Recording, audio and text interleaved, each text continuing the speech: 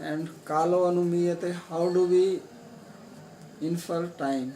Because really speaking, we cannot measure time. We make inference. When we say that time is passing, we know it because we infer it by seeing some change. We see the watch, so it is moving, and then we see, oh, it was, this hand was here and now it has moved to another place, so we said time has passed. So by seeing the movement, we make an inference that time is moving, but actually time is not moving.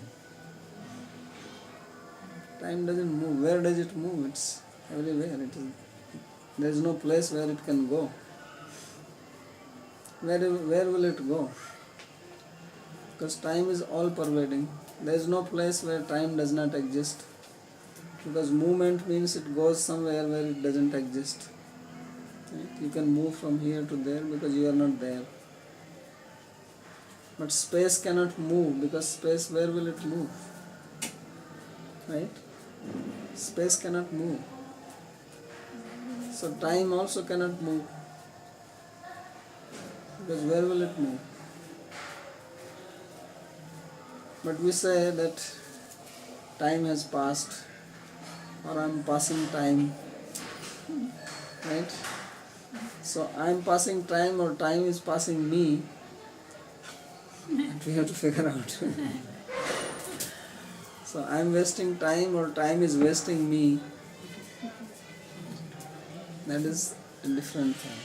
Could you say time is timelessness? Would that be a good definition for it, a working definition? Yeah, time is beyond time.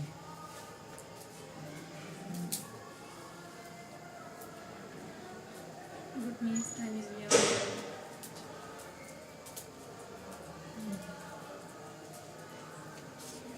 Means you cannot understand it within time.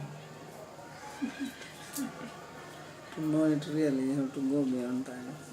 So like We can say absolute time and relative time, yes? Yeah, relative time is what we make divisions. Yes, yes. So all these divisions we make on the movement of the sun. Our time is based on the movement of the sun. Our days, night, months, years, right? Or hours, minutes, everything we have made on the movement of the sun. If sun's movement stops, then you will not be able to figure out time, because now we have made watches and things like this, and we can still figure out, but otherwise it will not be possible. So our divisions of time, they are based on the movement of the sun, because we say there are 24 hours. So it's basically sunrise, then sunset, then sunrise, and that time we take. We make divisions, we have made 24 divisions.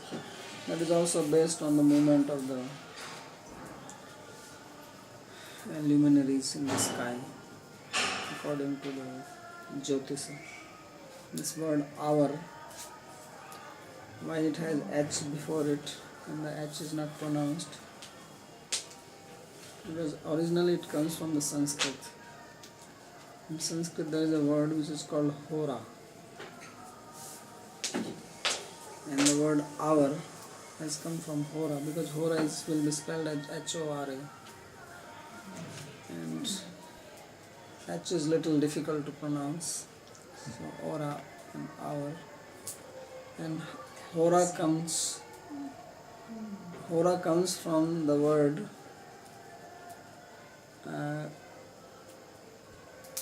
Ahan and Ratram. In Sanskrit, the night is called Ratri and the day is called Aha. So what they have done is that Aha becomes Aho. They have taken the last of the day and the first of the Ratri. Aho, you take Ho, and Ratri you take Ra, Hora.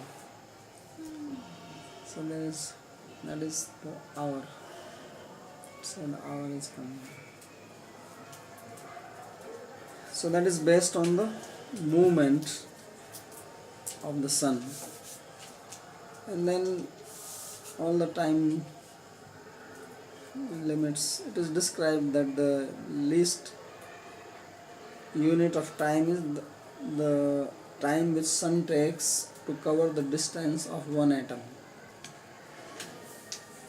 Because in Indian Jyotish Shastra and even in Bhagavatam, the time is very small, and the biggest time is this lifespan of Brahma.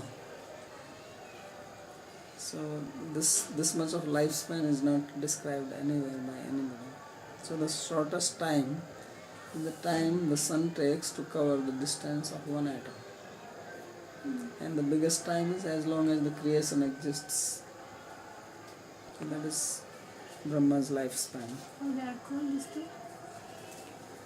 That is called Parardha, the biggest one, and the short one, and I don't know what is the shortest. What is it called? They have Truti, Pal, and various names. So, and then he says Bhuta Bhavya Bhavat Shabda Ayur Manam Che Yatasata. And he says, what is this past and present and future? What do these words really mean? And what is the lifespan of a person? So this is the next question being asked. Kalpa Mahan Vikalpa Avantara. So Kalpa is the Mahakalpa, which could be the lifespan of Brahma, and Vikalpa may be the divisions in it. Bhutaha Atita, Bhuta is past, Bhavyo is Bhavi, the future, Bhavan is Vartman, the present. Iti Shabdo Yasmat Sakala. So these words, they have been devised by us. Because when the creation comes to an end, then there is no past, present or future. Because how will you know what is past? Nothing is there. Or future. Everything is blank. And you don't have any memory of anything. You don't have mind actually. Then there is no past, there is no future.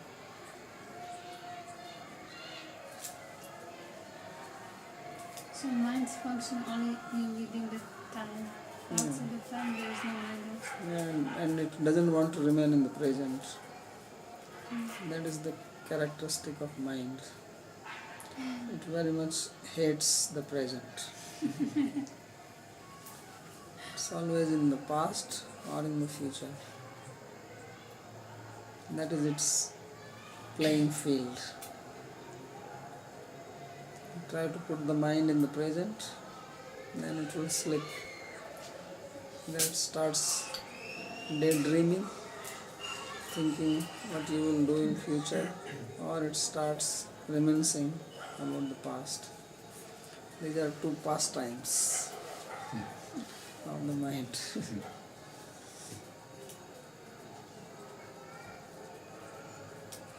So these words, past, present and future, they are because of time, which does not have any divisions.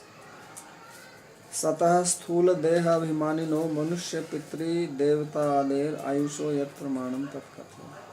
And then he says that also please explain me the lifespan of human beings, the forefathers and the gods, devatas, because they all have different lifespans. As we have various species of life and they all have different lifespans. The dogs, cows, mosquitoes, human beings, everybody has their lifespan. But in their mind, they don't think that they live for a short period. Like when we see from our understanding of time, we think that dogs live a short life because they die 12 years, 30 years. But according to their concept, because the mind has its own concept of time, even in our own feelings we can have different concept of time under different circumstances. When something is painful, then it appears as if time is not moving. Right? If you cannot fall asleep at night and you are having headache or stomach ache, it looks like night has become like one kalpa. And when everything is going nicely, everything is happy, pleasurable, then time just goes. So it is just a perception, because time is not going faster or slower. It's just the way we perceive it. So our mind perceives like that. When it doesn't like something, then it is the mind which becomes impatient and wants to get out from that situation and start expecting that when it will come to an end. And when you are happy, then mind becomes absorbed. It is not seeing what is going on. It is inside that particular act which is absorbing it. And time passes without its knowledge. So it's the nature of the mind is just accepting and rejecting all the time, in very gross ways and subtle ways. It's accepts Liking, and then it disliking. rejects. Yeah, liking, like the opposites are always So then, ask you. Just one more thing. Let's say we were all scientists, die-hard scientists. And What does it mean actually, die That- hard? that science? you- They don't die easily? no, it means that they're just so strongly attached to their ideation and their theories and what have you. So let's say we're all like that, and then someone like you sits and talks about creation and God and what God looks like. And even if they didn't want to believe a God, one of them would have to be intelligent enough to think, well, who could make this up? Who could just sit down and make up what you have just been sharing with us? You would think that one of them would have the intelligence to say, all right, we don't believe there is a God, but how else can we explain this? Explain. Yeah, I This. mean, how? Well, they will say that When this they- is all fiction written by people. But This is what even, they say. but even that, the people would have to be quite brilliant, Yeah. super brilliant, to Of course, just, fiction is written by brilliant people. yeah, but these are brilliant people with a lot of severe limitations. The only thing is that when you write fiction, then usually you cannot imagine something which you have not experienced. It's like you dream. So dream is a fiction. You cannot dream anything which you have not experienced. It's a combination of your experience. It could be also from past life, because sometimes you do experience and you say, well, I've never experienced this. So that is coming all from your chitta. It's all an experience from your hard disk. Hard disk.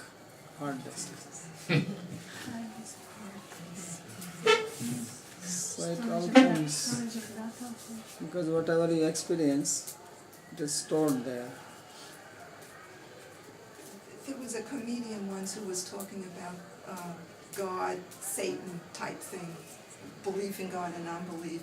And he was saying there's got to be something higher and bigger and more and superior to us. He says, because who could have just made up all this stuff? So it had to be a God, because what human could just do all this, manifest all Because this? if you have no experience of God, and if you have never heard or read anything about God, then you cannot imagine God. It's not possible. So whatever these people imagine in science fiction or anything, it is something which is going on. And they combine that and they write. They have not enough experience, the scientists. You say just imagination. This means they are not enough developed. Another Well, thing. in this field they don't have experience. Yeah. So they cannot deny it. Hmm. Anybody can deny. Yes, but We are living this in a can, free country. yeah, but this can be also foolishness, and people believe in this. That is your definition of foolishness. Well, this is their explanation of foolishness. They have their definition of foolishness also.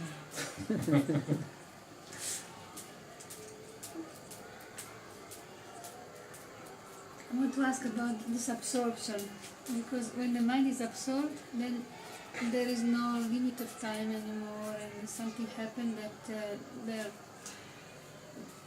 the mind doesn't observe any movement anymore, and it's absorbed only in something. And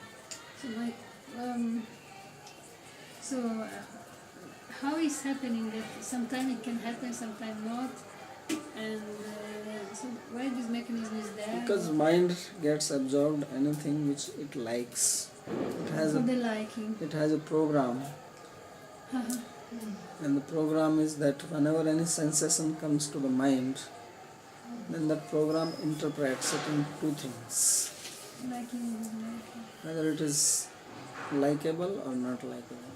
It's just like a It's a function. duality. Mind is the creator of duality. So it immediately does it.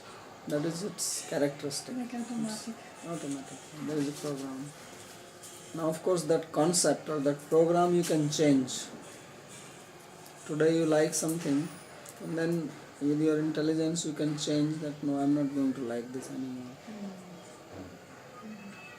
Okay. And certain things you cannot change easily because they are necessary for our survival. Like if there is too much heat, then you don't like it. No, it is not within your hand that I change this concept now, that actually I'll start liking it. It is possible to change it. It's not impossible, but not ordinarily. And why is that? Because too much heat is not good for our health. So therefore this concept, we are born with certain concept. And then certain concepts we develop in our life.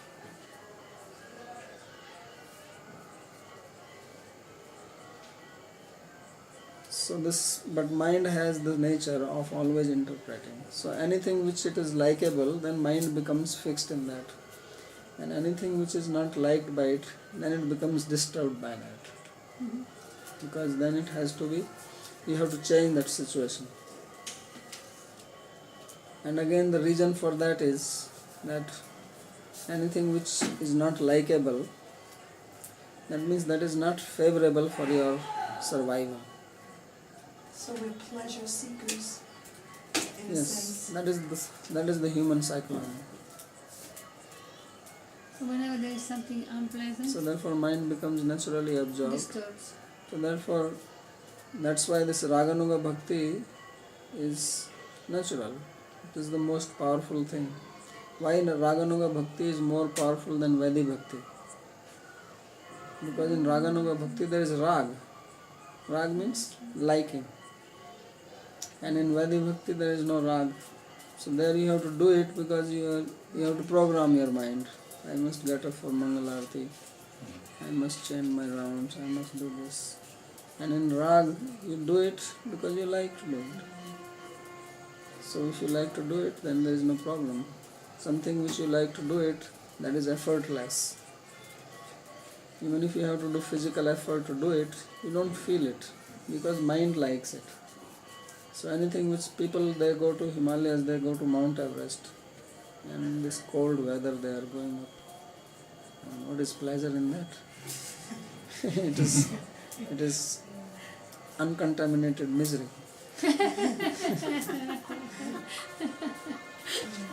Pure misery. But people also like to do that. So because they have some liking for this, because of their ego or name or fame or for whatever reason they like it. Even Jaro would like to do that. Yes, no. Not that much. No, also that much. No, Jaro likes only when it is nice, cool weather. But then the absorption So absorption comes because of the liking.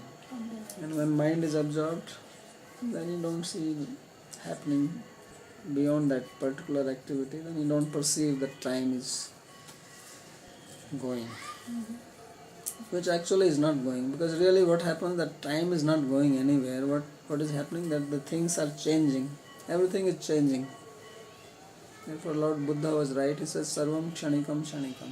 Everything is momentary. At every moment everything is changing. And it is the change which we perceive, because our senses are only 5. And with those 5 senses we can only perceive 5 things. We can perceive taste, we can perceive the sound, fragrance, touch, which means heat, cold, rough, soft, these things. We cannot perceive time, we have no sense to perceive time. By which sense you will perceive? There are only 5 Gyanendriyas, 5 cognitive senses. And then there is mind, the 6th sense. So it is with the 6th sense that we perceive time. And that is based on some change outside, or on my past experience, that I sit down and I can still perceive time because I perceive change of thoughts. But suppose the mind becomes stationary without thought, then I will not perceive time. So in Samadhi they don't perceive time. Because how do they perceive time? There's nothing, they don't perceive any change. And if no change, then no time. So that's why they get bliss. They get blissed out. So no perception of time means bliss. Or other way around, bliss means no perception of time. So more you don't perceive time, more you must be happy. seems like In this perceiving Raganuma, time. So in case of Krishna, therefore they say that time doesn't move, everything is eternal, so he is completely bliss. in how is in Raganuga Bhakti? Is time perception there or not? It is there because it is needed, otherwise it can be there, and then that is different time, Different time, not this time. another type of time. Hmm. Which then the time does not influence you. This time is influencing you in the sense that it is influencing your body, your kurta is also getting influenced, your beard is growing, everything is being influenced. But that time does, therefore there you remain eternally young. So there's Because time is there but it's not influencing. there's two kinds of times. Yeah. How is it that we can with our intelligence influenced on liking and disliking? Our? Intelligence influenced on liking and disliking. Is it that our... Because with intelligence you can make decisions what is good for you and what is bad for you. Mind does not think like that. Mind just runs on the instinct. And intelligence goes beyond the instinct, it deliberates. So mind is addicted to something, smoking. So mind says, okay, let me smoke. It likes that. But then intelligence will think, well, smoking is really just taking this smoke inside my lungs and spoiling them, which I need for my survival. So better I don't do it. So intelligence makes decisions like this. So then it can say that, no, I don't like this smoking anymore.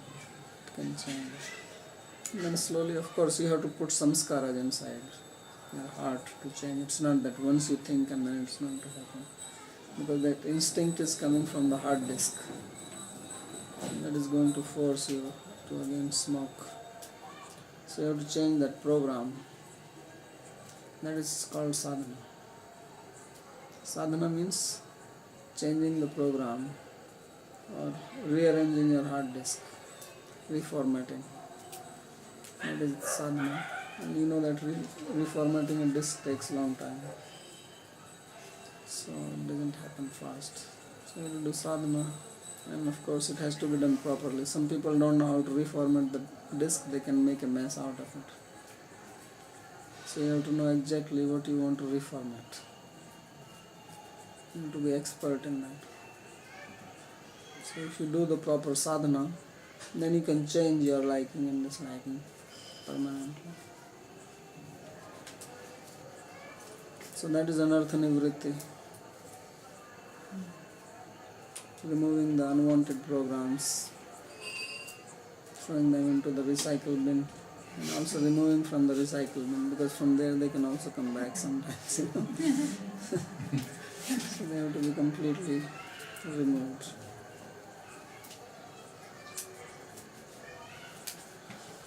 So the Srimad Bhagavatam, this is knowledge, this is perfect knowledge. So it was written by divinely inspired acharyas of the Lord. Because how else would they know what to write? So therefore it was said that he sat in samadhi, In trance. bhakti yoga pranahite. Samadhi with bhakti yoga pranahite amala.